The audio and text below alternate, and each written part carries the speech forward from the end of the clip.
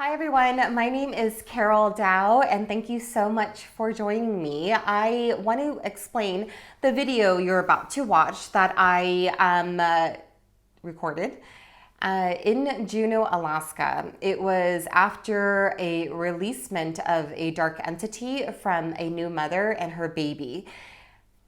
Yeah.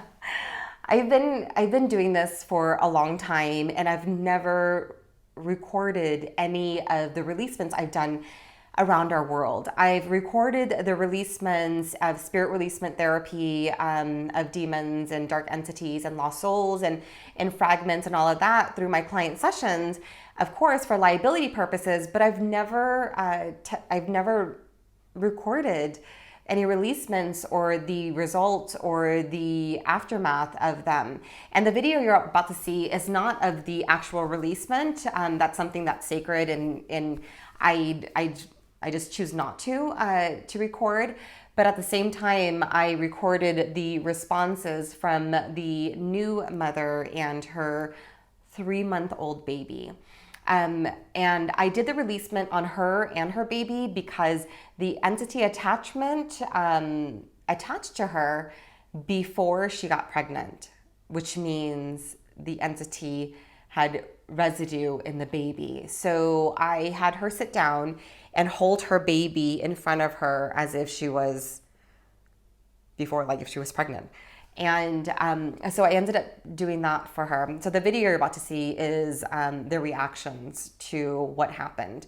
And I did not know these women. I just walked into a store. I was actually guided to the store by these, so the woman and her sister. And I was guided to the store by their father's spirit. Their father passed away 5 years ago. And he led me to his daughter who had a dark entity attachment. And we were just talking, and then they were talking spirits and all that stuff. So they were speaking my language, and right in the middle of conversation, I asked the mother point blank if I could cleanse her. And it's not something that I'm just gonna be like, I'm gonna cleanse you, but I was watching a dark entity attached to her back as she spoke. And it was there because I have the ability to see attachments on people. And the moment I told her that you have a dark entity attachment on your back, they both knew. They both knew that it was true. Absolutely. And so I did a releasement in the store with this mother and her baby. So this is the video. I hope you guys enjoy. If you have any questions, write them below. You can contact me via my website. Because I travel a lot and I'm in different places and energy vortexes and ley lines around our world, I really only respond to email. And if you would like sessions, once again, go to my website. But other than that, I hope you guys enjoy, and blessed be.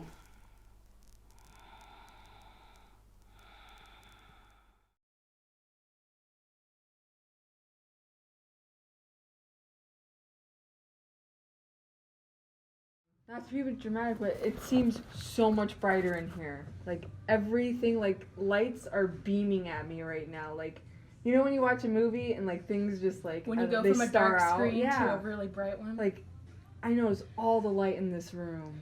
It is like ridiculous. Like, I still feel like I'm goosebumps and like I'm on a energetic high or something. Like, I feel like I haven't been able to be this happy in a long time. Like, I really felt like I was bounded, and now, oh my God, I feel so happy. Yeah, I know. I could feel it. I know, girl. I almost started. Better. My eyes were watering. But when you came back in for a second, I was like, control it. Because I really felt like for the past 3 months when she was born, like, this just felt like something was glooming over me, and there was just nothing that I could get past. Like, something was really holding me back, and I feel like I can do it. Whatever I need to do, I feel like I can do it now. Like, nothing's holding me back. I feel so much lighter. This is ridiculous. This is more of an experience that I thought I was going to have today, but holy crap. It's only Wednesday. I know. I feel like really, really, really high right now. Like, I feel so high up in the It's sky that right now. releasement high. Yeah. Holy crap. I saw the second of releasement in her face. Did you see it? I saw it. So that's what we were talking about before you came in. So what I was saying is I would watch but also close my eyes, try to be in it with you guys. Mm-hmm. One of the moments I opened my eyes is when you started doing that behind her. And she says that she did feel something different behind her, but I watched the second that you did that. And she literally went like this. And she just looked brighter. A lot lighter in her face. Like everything just lifted. Even your faces are glowing to me. I mean, this is ridiculous. I feel like I'm looking at life differently now. The moment that I asked for assistance, and you remember that, when I was pulling it out, it was deep and it was a lot. And for me to ask for assistance to pull whatever that cord was out of you, I didn't say it out loud, but I asked for assistance from your dad. Oh. Mm-hmm. Oh. And so I didn't, but I asked for assistance. In the moment that he came through, that's when it was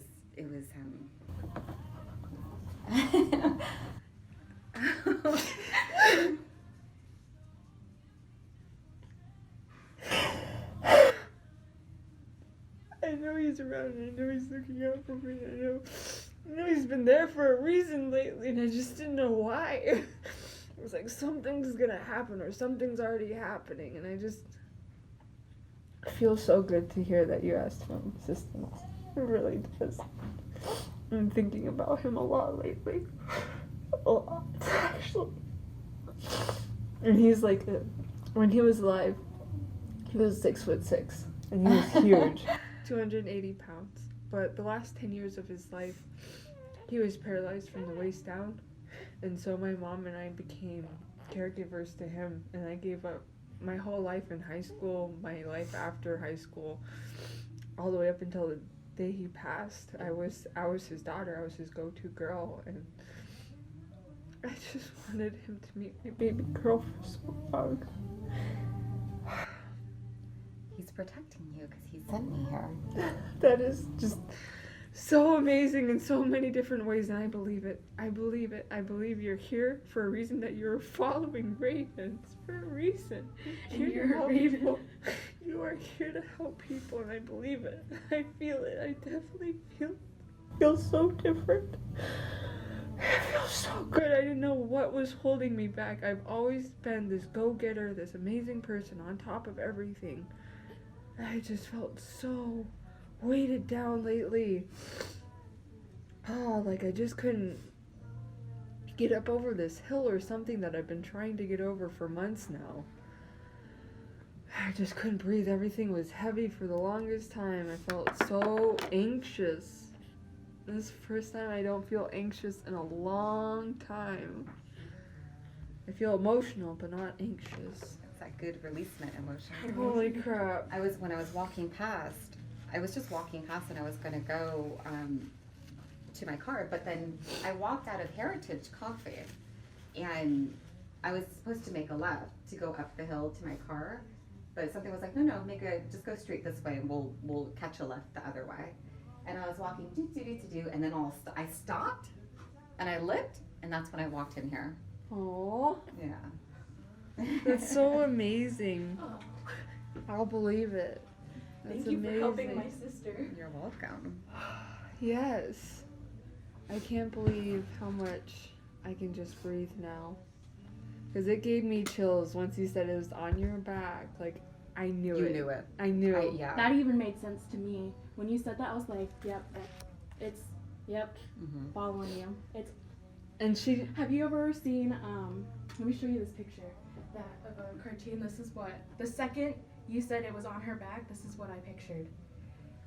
Oh my gosh. The moment I saw it on your back, and then I looked at and I said, okay, as long as she's protected. So your front side was clean, it was clear, but your back side was all black and dark.